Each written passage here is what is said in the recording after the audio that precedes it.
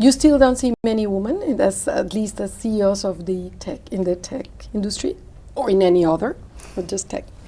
It's still male dominated. I wouldn't say that's in other industries, but certainly it's not 50-50. I will go more for 60-40, and at the top level, probably much less than that. Probably will be 20-80. But it's a challenge that we face not just in technology. I would say that in other industries is the same. I believe that women, we are, let me say this, not because my team is different, but more looking to integrate people. We are not necessarily, probably because I'm the only one, to compete, but it's more to integrate. And I believe that was something that it's necessary when you have this kind of presence in so many different countries. What you need is an integrated team, and in that sense, women, I think we do that very, very well. I'm the CEO and the president, that is true, but I think Softtek, going back to our culture, we are more in really leading a company that it's represented not by just the CEO or the president, but more by the team. So how is it? It's great from our perspective, but it's because of the way that I lead the company, or the way that we behave, or the way that we are. Do you think it's important to actively promote women into more executive roles?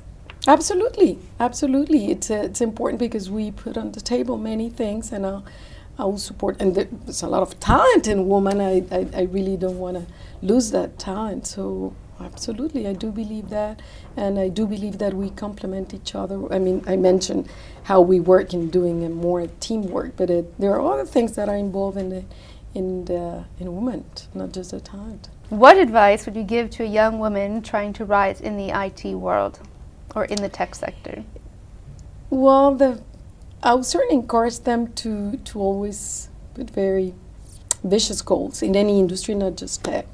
It is true they might face a larger number of males, but try to enjoy it, not to say that that's something that's difficult. Try to enjoy the benefits of having that diversity and that kind of team. But I will say ambitious, enjoy it, not be, let's say, concerned about the kind of things that you can do.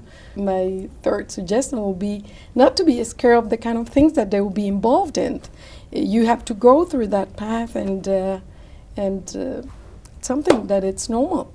But the best one, I would say, enjoy it. Don't think about the disadvantages. Think about the advantages, and think that you can do, and that you'll find a way of doing it if you set ambitious goals and you are open to pay the price. Because sometimes we tend to blame the male of why we are not involved in different industries or in the different roles.